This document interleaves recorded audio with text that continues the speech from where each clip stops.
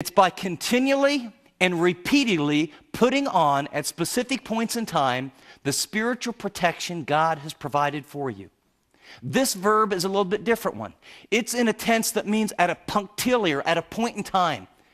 The other one was a command, but this one says it has the idea of a sense of urgency. At specific times, you need to be ready and urgent and ready. Put on the armor of God. And this is what's called the middle voice. It's something that you cooperate and you do for yourself.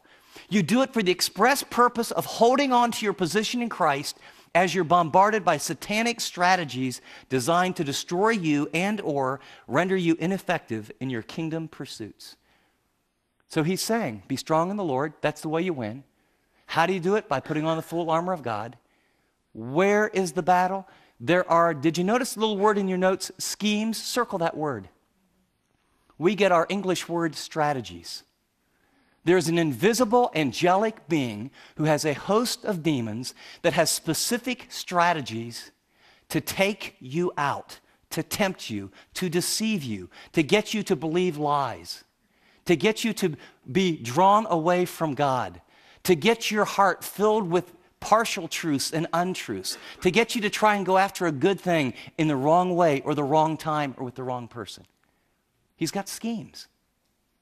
Now, notice, why do we need to do this? The reason is verse 12. He says, for our struggle. And you might circle that word.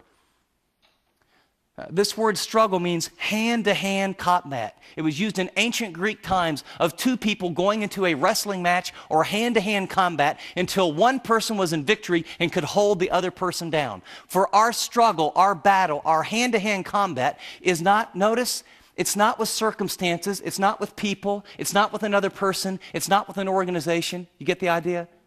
It is not with flesh and blood. The struggle or the conflict isn't a material issue, but it's an invisible war. And then what he begins to list for you is a very clear hierarchy of demonic power. Just like there are generals and lieutenants and majors and sergeants, he says it's not flesh and blood that your battle's against, but against the powers, against world forces of this darkness, against spiritual forces of wickedness.